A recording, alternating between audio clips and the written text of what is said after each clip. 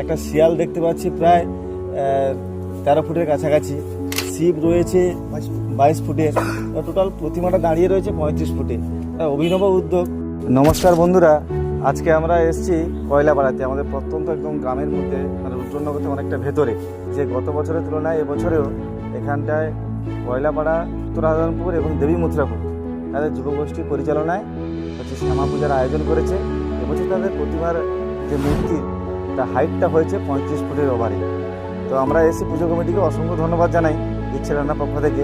পুজো committee যারা সকল সদস্য মিলে এত বড় আয়োজন করেছে।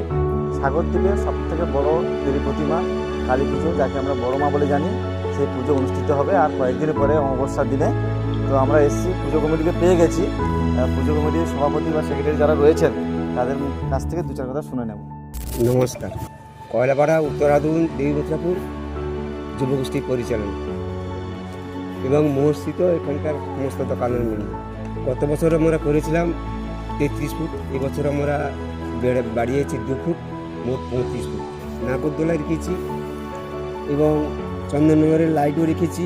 2 তারিখে মায়ের পুজো, 3 তারিখে নৃত্যানুষ্ঠান এবং 2 নাইট যাত্রা রেখেছি, 4-5 দিনের যাত্রা রেখেছি। সবাইকে এই অনুষ্ঠান দেখার জন্য বা আনন্দ ভোগ করার জন্য পুজো কমিটির পক্ষ থেকে সবাইকে আহ্বান করছি। তো শিল্পীকেও ধন্যবাদ। এই শিল্পী হচ্ছে মন্দিরতলাতে বাড়ি, সাগরেরই শিল্পী। তার অভিনব প্রচেষ্টা যে এত বড় প্রতিভাকে দাঁড় করানো, সকলকে আহ্বান যে এত বড় মহৎ উদ্যোগ এত সার্থক হোক এবং সকলে মিলে আনন্দ উপভোগ করুক। সবাই আসুন, উপভোগ করুন।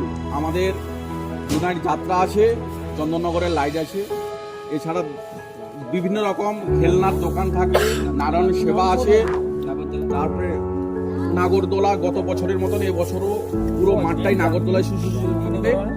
আপনারা আসুন, আমাদের এই অনুষ্ঠান যাতে সার্থক হয় তার জন্য সবাইকে আহ্বান।